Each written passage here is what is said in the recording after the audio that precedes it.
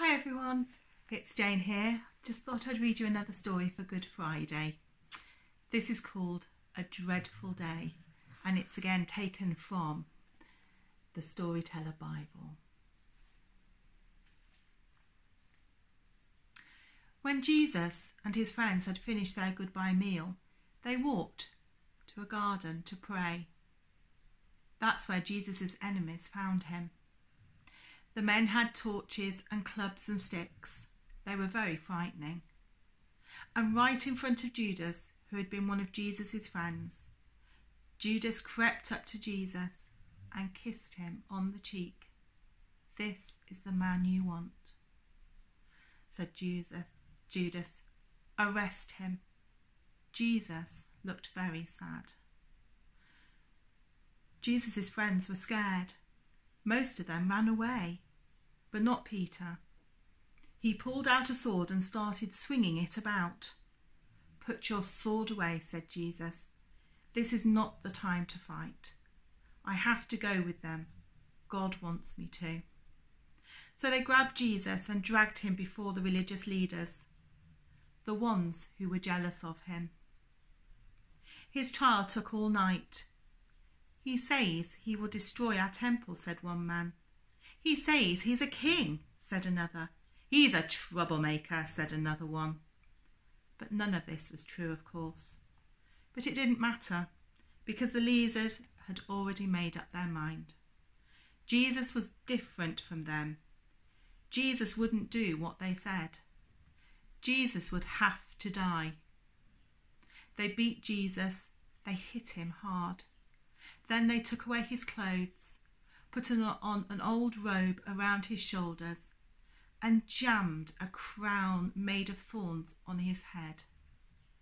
And while the blood ran down his forehead, they called him names and made fun of him. "So you think you're king?" they laughed. "Well, look at you now." Jesus never said a word. His body hurt. His heart was breaking. But he never said a word. They took a cross next, made of heavy wood, and they laid it on his back. "Move along," they shouted, and they led him through the city.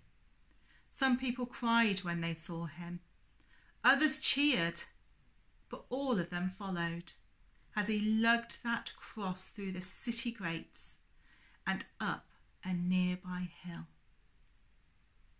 When they got to the top, they laid Jesus on the cross and nailed him to it. It hurt so much.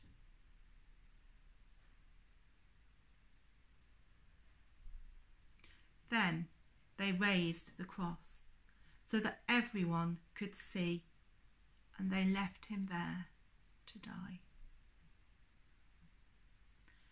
A thief hanging next to him was afraid, but Jesus talked to him and helped him to feel better.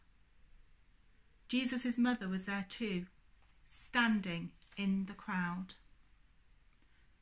So Jesus called to one of his friends, "Take care of her for me, will you, John? She's your mother now." But most of the faces in the crowd were not so kind. "You saved other people," someone laughed. "So why can't you save yourself?" Jesus knew why. It wasn't because his enemies had won. It was because God wanted him to be there, to take away all the bad things anyone had ever done. Soon the sky grew dark and the earth shook. It was as if God's own heart was breaking, and then it happened. "It's done," whispered Jesus. And in the sadness and darkness, he died.